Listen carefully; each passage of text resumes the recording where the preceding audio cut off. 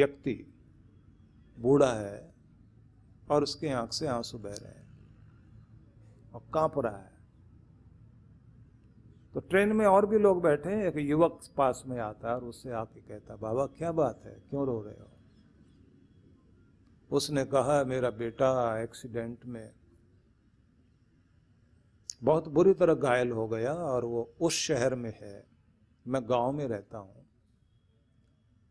मैं यहां इस शहर में पहली बार जा रहा हूं, यहां मुझे कोई जानता नहीं, मेरा बेटा न जाने किस हालत में होगा, मेरे पास इतने पैसे भी नहीं, परेशान भी हूं। उस बच्चे ने, जो युवक था, वो एकदम उसका हाथ पकड़कर कहता है, बाबा घबराना नहीं, मैंने तो आगे, ज्यादा आगे नहीं जाना था, तुम्हारा स्टेशन ज्यादा आगे आएगा, मैंने पहले उतरना था, लेकिन नहीं, मैं आपको वहां छोड़ के आऊंगा। और देखो, कभी कभी अपने भी अपने नहीं होते और कभी कभी पराये भी अपने होते हैं, तो मैं भी आपका अपना ही हूं। तो उस बूढ़े आदमी ने कहा, जितनी एज तुम्हारी है ना बेटा, इसी एज का एक ही एक बेटा है मेरा, पढ़ने के लिए गया था शहर में, उसकी मां नहीं है, मैं ही हूं उसका सब कुछ। और वो बच्चा कहता, मैं हूं बाबा, मैं चलूंगा साथ। अब वो लिखता है लेखक कि मैं देखता हूं कि स्टेशन आया, ट्रेन रुकी है, बूढ़े कंधे को सहारा देकर युवक लेकर जा रहा है, और मैं अपने मन से पूछता हूं, ये इसका क्या लगता है, और ये क्यों कर रहा है? उसी को उसने लिखा, योर सेकंड जॉब, ये तुम्हारा दूसरा कर्तव्य है। इंसानियत के काम आओ, किसी के काम आओ, तब आओगे जब तुम्हारे अंदर कोई चीज बैठी होगी, जो अंदर बैठी हुई होती है वही धर्म है, वही तुमसे ये सब कराती है, नहीं तो कुछ नहीं करा सकता। जिसके अंदर धर्म है वो किसी के लिए ब्लड डोनेशन करेगा, वही बाग लगाएगा, वही पेड़ पौधे लगाएगा, वही कोई स्कूल बनवाएगा, वही कोई गुरुकुल बनवाएगा, वही कोई हॉस्पिटल बनवाएगा, वही किसी के लिए दवाई देगा,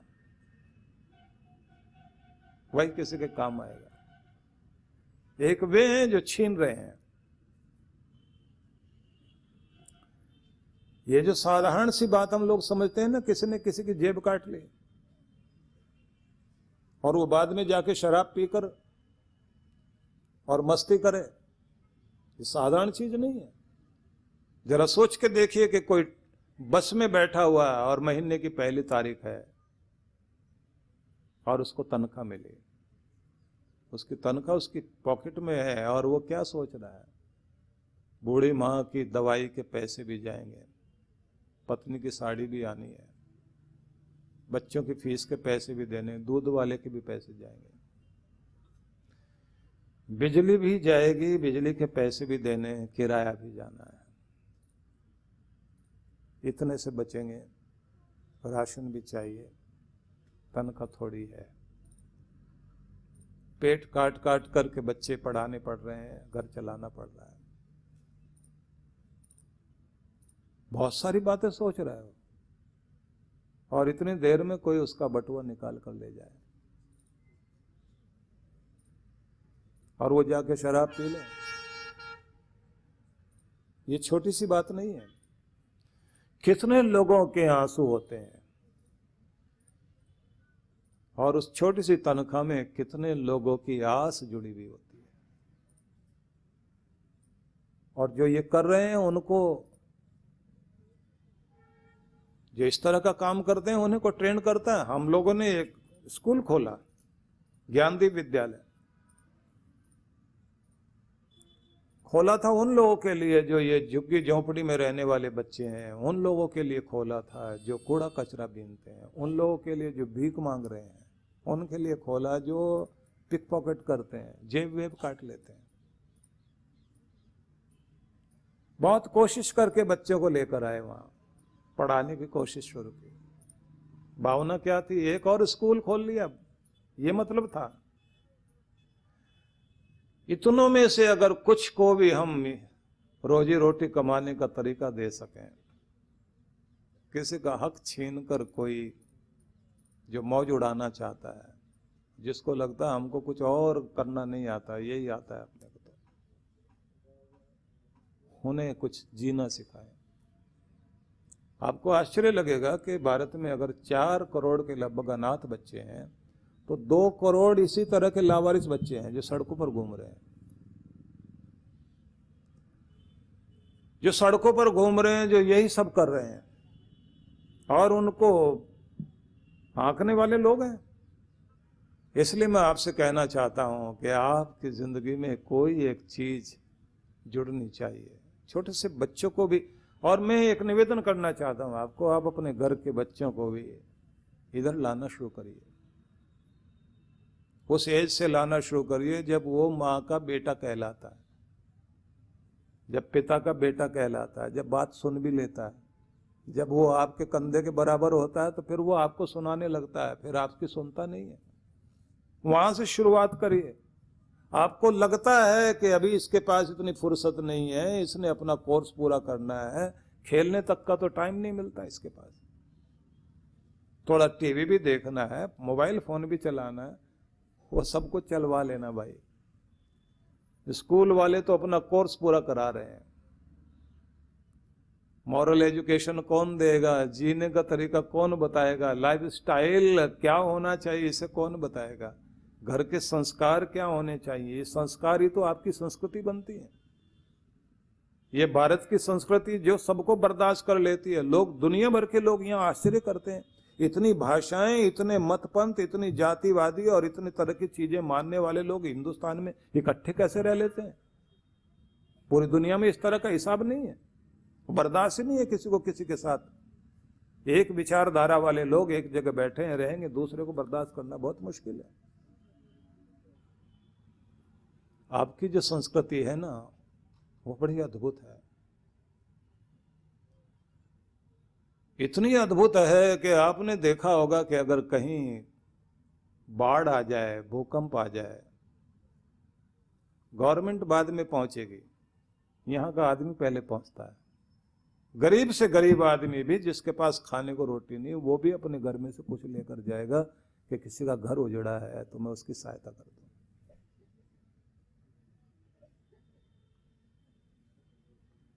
कहीं गाड़ी एक्सीडेंट हो जाए, कुछ हो जाए, लोग सहायता करने पहुंच जाते हैं। यूरोप अमेरिका में वहां की गवर्नमेंट पहले पहुंचती है, लोग बाद में पहुंचेंगे। हमारे देश में ऐसा नहीं है, गवर्नमेंट बाद में पहुंचेगी, पहले लोग पहुंचते हैं, वो सहायता करते हैं, वो निकालते हैं लोगों को। अभी एक और जवान की कहानी मैंने पढ़ी। ट्रेन के अंदर अकेला जवान, मिलिट्री का जवान था, 40 लोग जंगल की तरफ से आकर ट्रेन रोक ली और 40 लोग हथियारबंद अंदर घुस गए, लूटपाट की, एक लड़की को तंग करने लगे। अकेले जवान ने 4 को मारा और 8 को घायल किया, खुखरी लेकर लड़ पड़ा।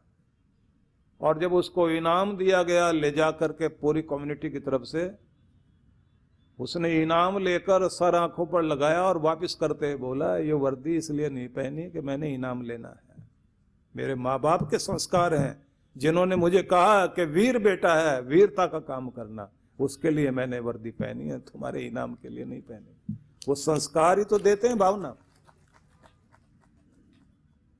ये संस्कृति तो आपको जिंदा रखेगी, आपका स्कूल कोर्स पूरा करा देगा, वो संस्कार और संस्कृति नहीं दे सकता। और आपके संस्कार और आपकी संस्कृति की मजाक उड़ाने वाले बैठे हैं लोग, लेकिन आखिर तक मुंह में गंगा जल वही डालेगा जिस बच्चे के अंदर वो संस्कार होंगे। छोटे से बच्चे को माँ बाप ने कभी भी अकेला नहीं छोड़ा, भले कितने भी काम रहे हों, लेकिन बूढ़े को जरूर अकेला छोड़ देते मरने के लिए लोग, कोई पास में नहीं आता। बाहर रहता है बेटा, कनाडा रहता है, वहां से पैसे भेज देता है, बढ़िया मकान बना के दे के गया, रह रहे हैं लोग। वो कनाडा से पैसे आ रहे हैं, लेकिन बैठा अकेला, मंजी डालकर बाहर लोगों से पूछता है तुम्हारा बेटा आया क्या? 2 साल हो गए नहीं आया। अकेले बैठे हैं, पढ़ा लिखा के भेज दिया। बस वही बात ध्यान में आती है कि किसी ने बताया आकर, मेरा बेटा लगभग 5 लाख रुपए महीना कमाता है वहां अमेरिका में, पढ़ा लिखा के मैंने लायक बना दिया उसको। दूसरा कहता है मैं तो लायक नहीं बना पाया, मेरा बेटा इंडिया में ही रहता है, 50,000 रुपये महीना कमाता है, बस इतनी अच्छी बात है, मेरे साथ रहता है, मेरे साथ ही खाना खाता है, रात में मेरे साथ खा के बातचीत करके सोता है, मैं उसको ज्यादा कुछ बड़ा नहीं बना पाया। 5 लाख वाला कहता है कि तू बहुत अच्छा है, अपने देश में रह रहा बच्चा, अपनों के साथ रह रहा बच्चा। 5 लाख वाला बता रहा है मैं तो ये कहता हूं मेरा बेटा मेरा तो हुआ ही नहीं, उसके बच्चे भी उसके नहीं होने वाले हैं, क्योंकि वो भी उसको उसी तरह छोड़ देंगे जैसे मुझे छोड़ के चला गया। बड़ी अच्छी भाषा बोलता है, इंग्लिश में बात करता है। अब पंजाबी समझता है, बोले समझता है, बोलता नहीं। निवेदन करना चाहता हूं, आपके हृदय में परमात्मा उतरे, अपने बच्चों को लाओ इधर, वहां से शुरुआत करो जहां से बच्चा आपकी बात सुन लेता है, मान लेता है। जब आपका बच्चा आपकी सुनता ही नहीं, आपको सुनाने लग जाए,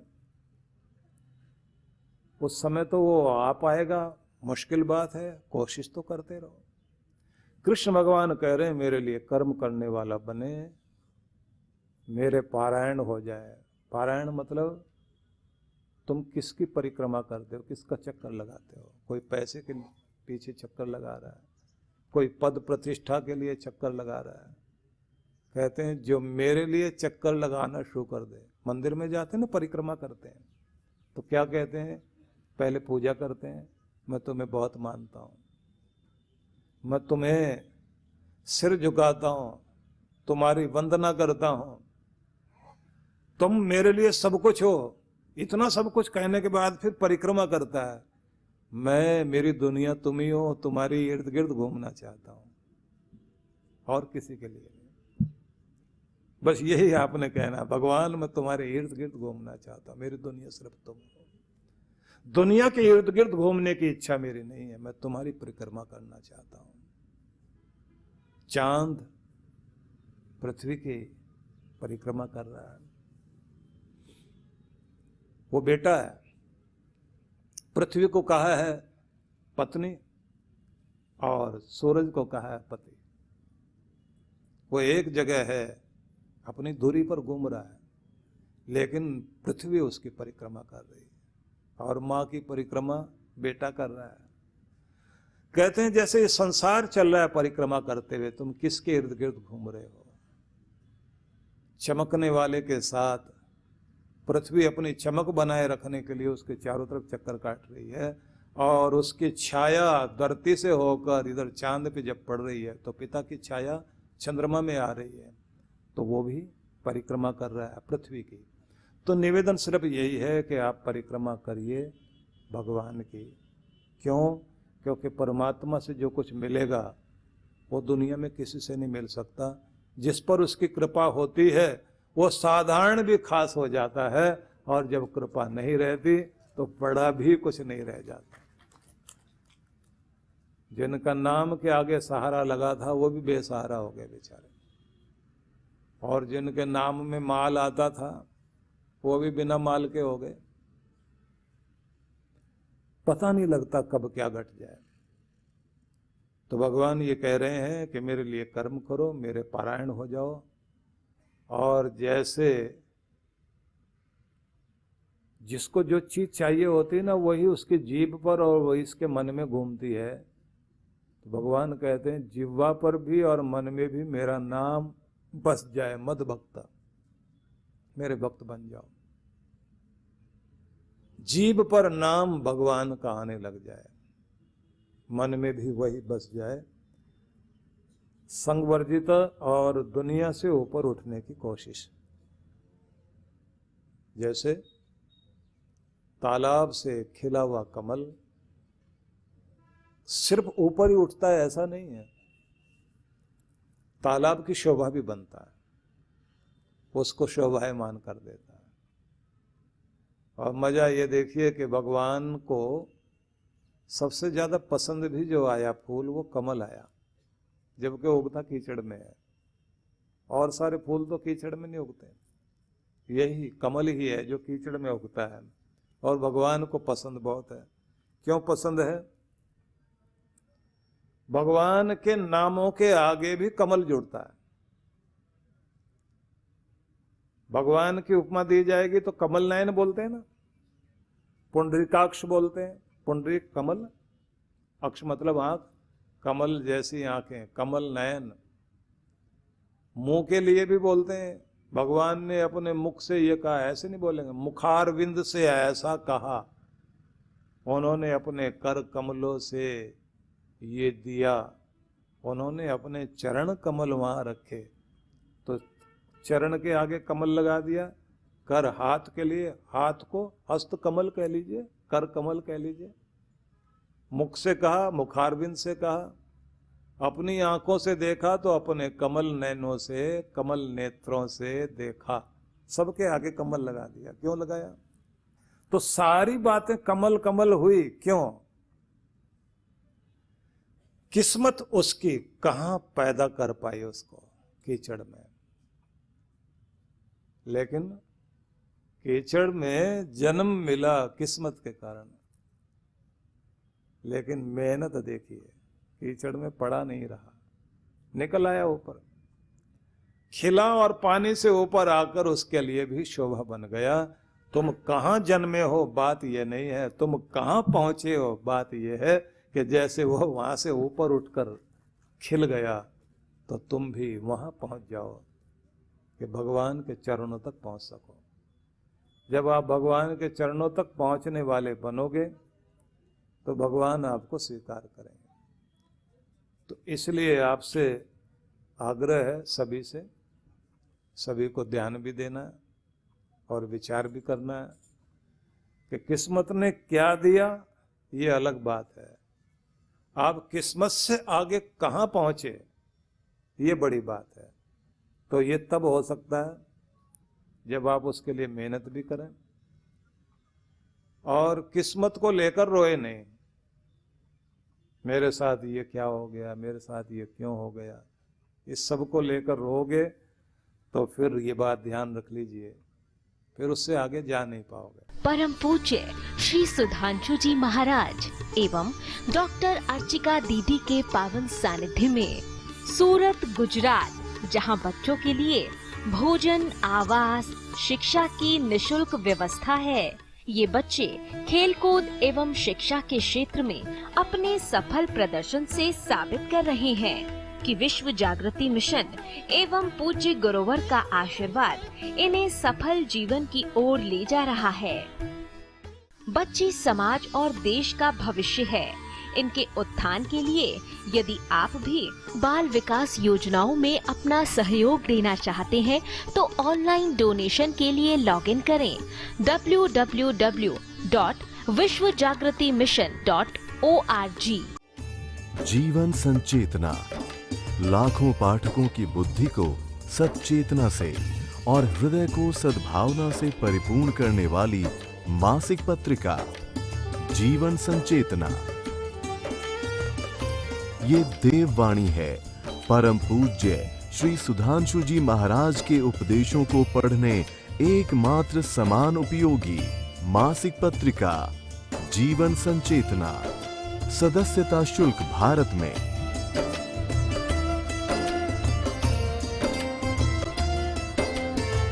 सदस्यता शुल्क विदेश में।